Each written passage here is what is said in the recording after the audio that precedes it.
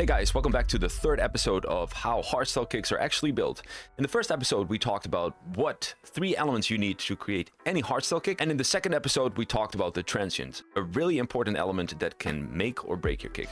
So in today's episode, you'll learn everything about the punch, the number one, by far, most important element of a hardstyle kick that will determine if people can hear it is actually from you. Because if you think about it, any dual damage kick, coordination kick, Warface, Rebellion aversion, or any hardstyle kick, you know exactly why it is their kick, and that's only because of the punch. So grab yourself a drink, this is a very important lesson. Let's go. So a little recap what we did so far. We talked about the transient here, we talked about the crunch, this is one whole crunch, sub punch, not really, we're going to talk about that later, and today we're going to talk about the punch. So what is the punch? The punch, like I said in the first episode, can be any sound. It can be a fart, it can be a bird, it can be a printer, it can be whatever the hell you like. So you have to visualize a kick drum like this. You have the transient, the punch, and the crunch. So if the punch can be any sound, then basically what you need to do in order to get your signature sound is find a way to make the punch yours. What is going to be your processing? What are the different ways of creating a punch? And I have a few favorites that I want to show with you today. And we're going to start off with the first one. This is the kick I made for this project. It's kind of a OG raw kick, if you will. A little regain, nightcraft, stuff like that. So transient right here. Crunch. Mostly low end. And then over here we have a little bit more extra crunch. Sub punch. Now, we're going to talk about the punch today.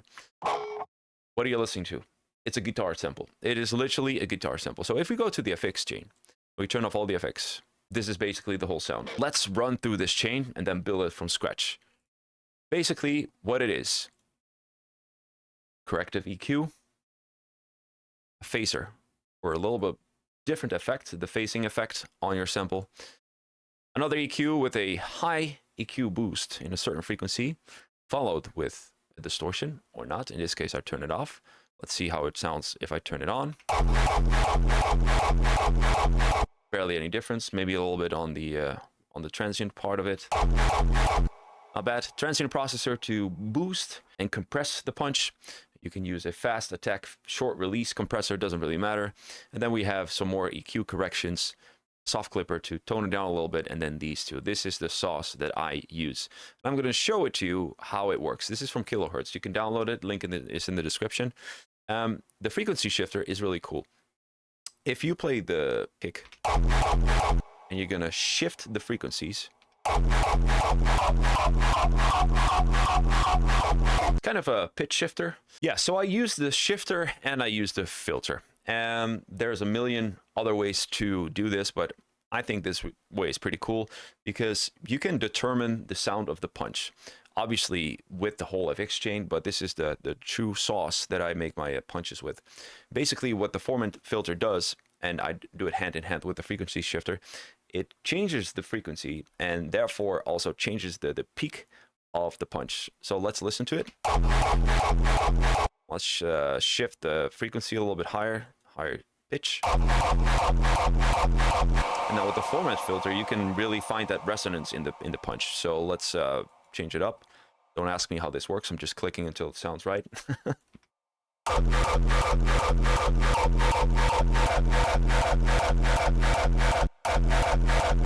And then basically what I do, I go back and forth. So if I like this one, maybe a different frequency fits better on this. Now let's build that from scratch. So my promise was a punch can be anything. There's a million different subgenres in hardstyle. So you can do clunk, PVC, OG raw, doesn't really matter. Let's just use a sample. And a sample for a punch should be high in tonality if you want like a PVC punch. So let's see if we can find something in high in tonality, like a short stab or something.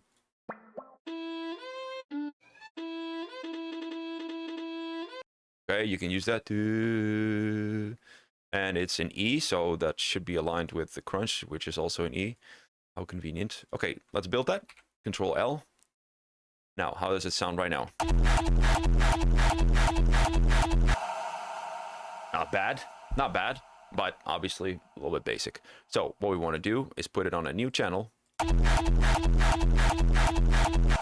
Needs to go in the final bus. We're going to talk about kick building and the kick builder in the last episode. For now, I'm just going to route it to the final master. Everything blends here. Okay. I'm going to add some reverb to it because you want to attach the punch with the crunch. We're going to do that by adding a scent. You're going to route it separately. And this scent is going to be reverb only with a wet signal. No dry signal, because otherwise you get phasing issues. That's where I see a lot of producers do wrong. They do the reverb or fruity maybe let's say they do it here, fruity reverb 2, and then they leave the dry on. But if you're using a scent channel, you need to turn the dry off and only the wet. Otherwise you get phasing issues. Or double signal. Potato, potato, it's not going to sound good. Okay, so what we want to do is remove the low frequencies from the reverb, obviously. And this whole process of gluing the punch together with the crunch is very important. Otherwise, it's going to sound very separated and it's not going to sound whole. Okay, now we're going to automate the reverb right here. And we're going to make sure that it sucks like this. It doesn't suck, but it sucks. So you have to find out if you're going to do a triplet or a straight kick. Right now we are on triplets, so let's make a triplet. Okay, let's listen to it. Violin and the reverb only. Works good with the metronome.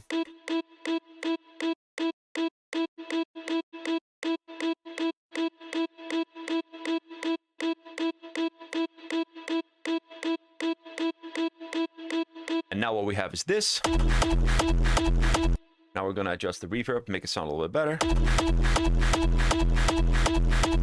Okay, I need more reverb, so that means either compressing it, crank it open with either a balancer, a limiter, upwards compression, anything goes. For now, I'm just going to use a limiter. Just make sure that the signal is going louder.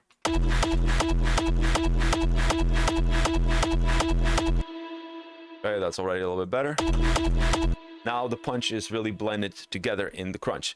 Okay, well, it still sounds like a basic violin. So now we have this set up, we can work on our chain. So what are we going to do with this? Well, few tricks that I like to do is find a peak. Don't be shy, use 30 decibels and then fast distortion to see how that sounds. That can create really cool effects, but not with every sample. So let's hear it. Let's turn it down a little bit. Already you have more grittiness. It already sounds like a PVC punch, and then you can find a rider of a different peak if you like.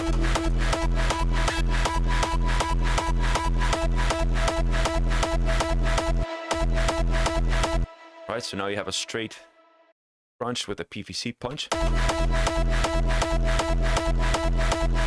Very effective way. You find a peak and you put fast distortion on. Now, that's one trick that you can use to create more interesting punches. The second one is, like I showed you in the beginning, we're going to add more EQ corrections and remove some low end, obviously, at the end. And we're going to open up the Formant Shifter and the Frequency Shifter. And, Formant Filter and Frequency Shifter. Now, let's see what we can do with this. Let's maybe shift it. And now we have industrial punches. And maybe a different filter.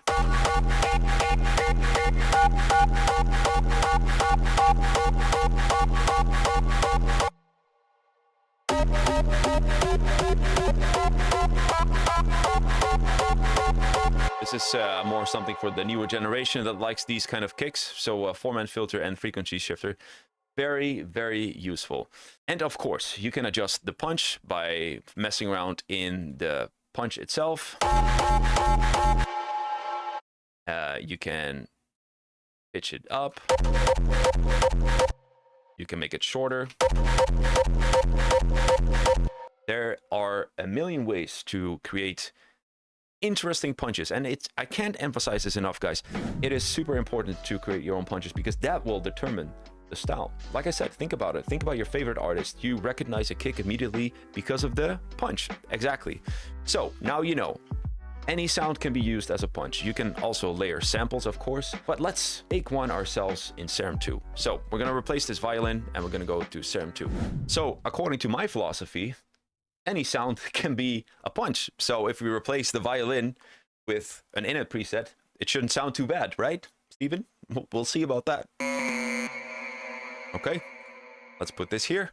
All right, let's hear it. I mean, technically it could be a kick, but definitely not my style. So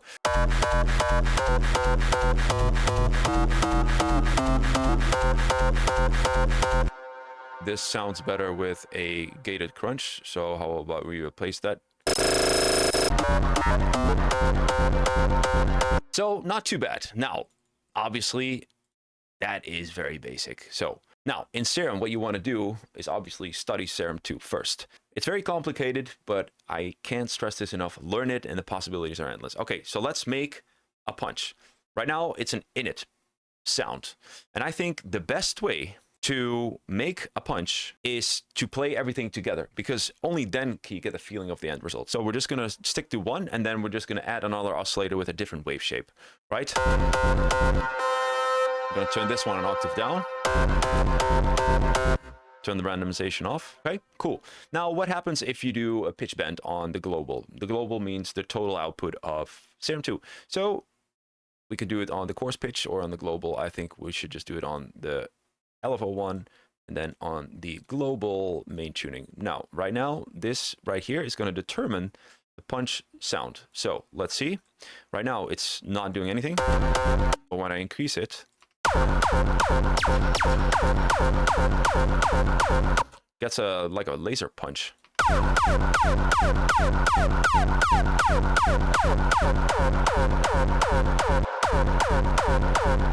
Not only if you study Serum 2, the possibilities are endless, but it will also sound like no one else, because it would be kind of hard to exactly replicate the chain that I'm doing right now. So therefore, with Serum 2, if you study it and make your own presets, you can do